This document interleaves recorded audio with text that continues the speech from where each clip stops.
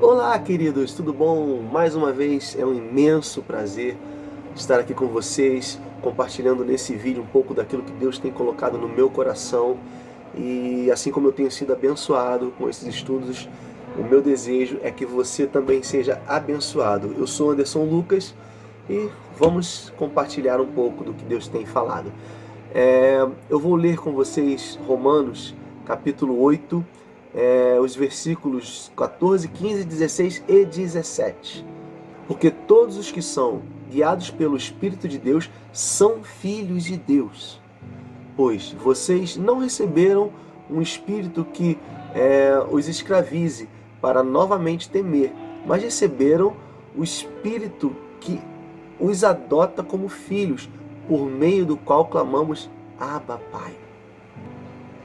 O próprio Espírito testemunha ao nosso espírito que somos filhos de Deus. Se somos filhos, então somos herdeiros, herdeiros de Deus e co-herdeiros com Cristo, se de fato participamos dos seus sofrimentos, para que também participemos da sua glória. Lemos aqui a versão NVI. Como temos estudado bastante o livro de Romanos, e toda a Bíblia deixa muito claro que desde que o homem peca no Éden, o homem comeu do fruto, o homem e a mulher eles pecaram, a partir dali nós ficamos sujeitos à morte, à condenação eterna. A partir dali nós passamos a ser escravos do pecado. O próprio apóstolo Paulo, no capítulo anterior do que nós lemos, lá no capítulo 7, versículo 19, versículo 20, ele fala assim: pois o que faço não é o bem que desejo, mas o mal que não quero fazer, esse eu continuo fazendo. Ora, se faço o que não quero, já não sou eu quem faz, mas o pecado que habita em mim. Então Paulo, todo o capítulo 7, ele deixa muito claro toda essa situação de escravidão da carne, de escravidão do pecado, em que o ser humano vive, em que nós vivemos. Como em todo o capítulo 7, Paulo deixou muito claro a nossa condição de pecador, mas no capítulo 8 ele já começa dizendo que não existe condenação para aqueles que estão em Cristo Jesus. Leia lá o versículo 1, veja o nosso vídeo anterior, os dois anteriores, onde fala não existe condenação, e depois onde começa o pecado também são desse capítulo 8 de Romanos. Então Paulo ele deixou muito claro no capítulo 7 a nossa condição de escravos do pecado, nossa condição de pecadores. Mas agora no capítulo 8 ele começa a falar que nós não, embora sejamos pecadores, nós não estamos sob condenação, porque aceitamos a Cristo como Salvador. E aí no versículo 14, Paulo ele vem nos chamar de filhos, porque somos guiados pelo Espírito. Ele diz que todos aqueles que são guiados pelo Espírito são chamados, são filhos de Deus. Então, queridos, eu quero que você pense numa coisa. Existe muita controvérsia por as pessoas falar, todos somos filhos de Deus, né? Deus é pai de todos. De certa forma, sim, Deus é pai de todos. Assim como Santos Dumont é considerado por nós, os brasileiros, o pai da aviação.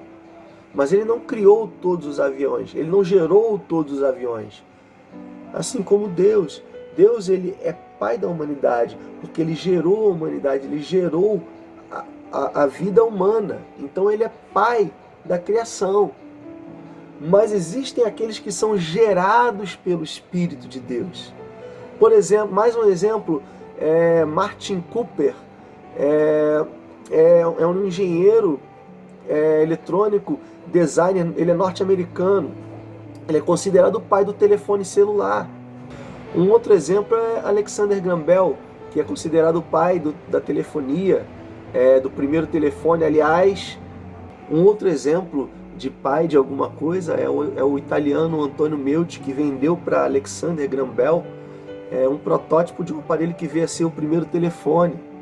Depois disso, bem depois disso, em 1928, mais ou menos ali, Martin Cooper, americano também, era um engenheiro eletrônico, e ele é considerado o pai da telefonia móvel, do celular. Então, são exemplos, mas ele não criou todos os celulares, ele criou aquele primeiro. Então, mesmo assim, é Deus que criou toda a humanidade. E em Deus, toda a humanidade são seus filhos, sim, mas aqueles que são gerados pelo Espírito.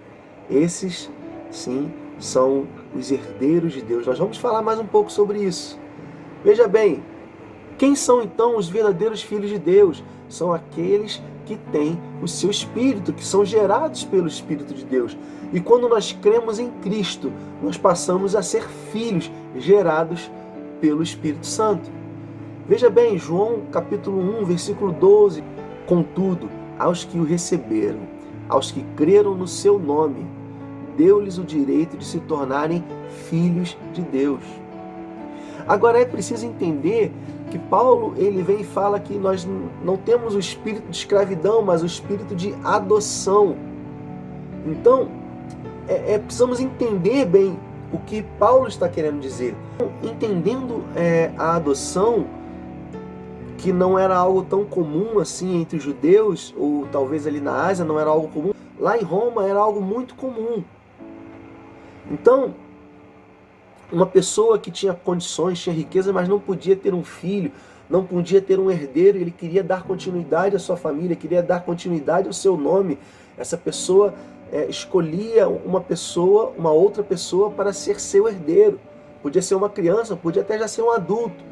E aquele escolhido iria herdar o nome da família, iria herdar os bens, iria herdar várias coisas.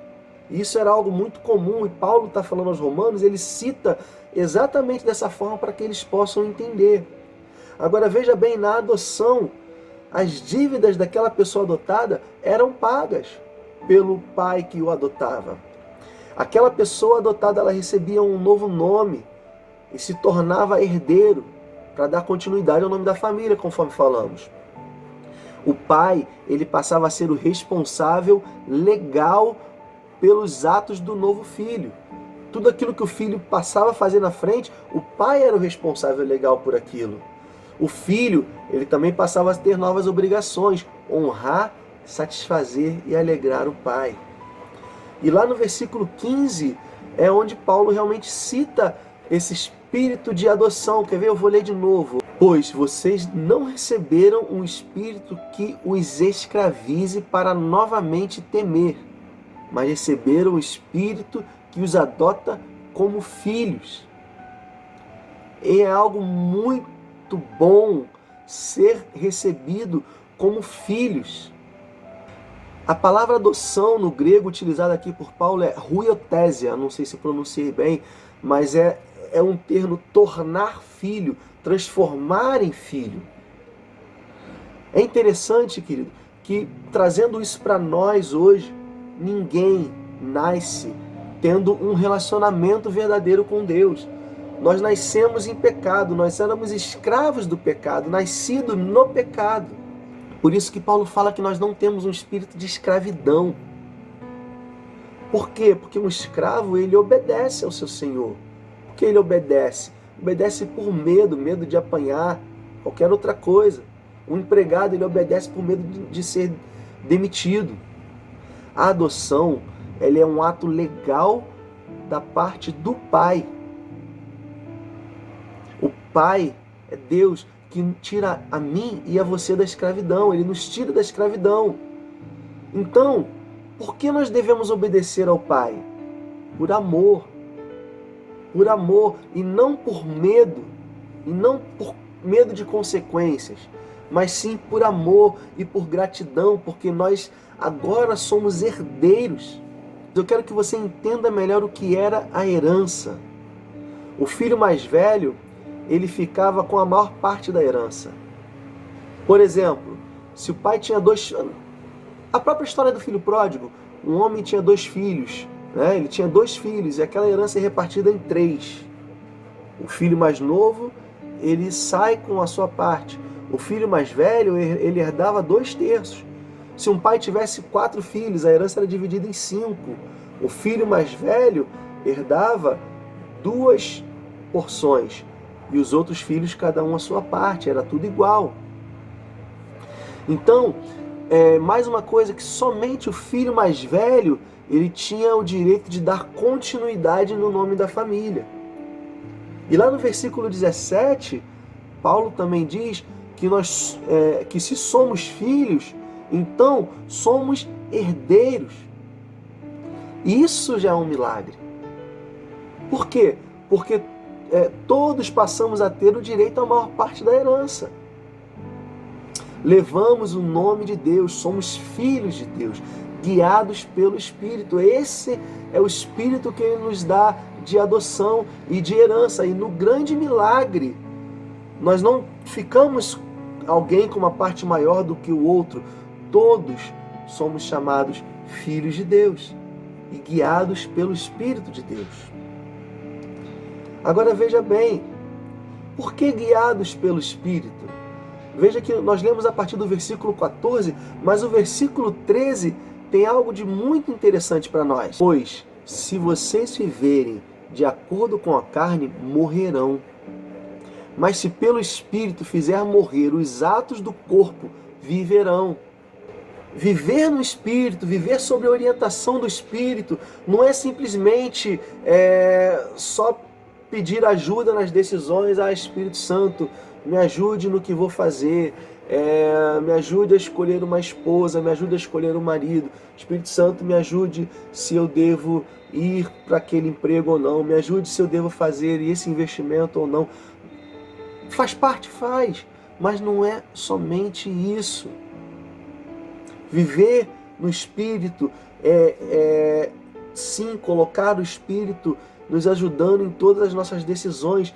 Mas o versículo 14 é uma continuação do que Paulo falava no versículo 13. Quer dizer, se vocês viverem de acordo com a carne, vão morrer. Mas se viverem pelo Espírito, vocês vão viver. Se pelo Espírito vocês matam as obras da carne. Agora, por que Paulo fala que nós precisamos viver no Espírito? E ele fala isso, olha, quando vocês vivem no Espírito, vocês se tornam filhos. Com o Espírito Santo, nós podemos sim vencer o pecado que habita em nós, que habita na nossa carne. Mas o Espírito Santo é aquele que nos ajuda a matar as obras da carne. Esse poder sobre o pecado está em nós, porque nós somos filhos, nós somos herdeiros de Deus, herdeiros. Levamos o nome do Senhor onde quer que você for, por onde você andar, você carrega o santo nome do Senhor, porque você é um filho de Deus e o Espírito de Deus habita em você.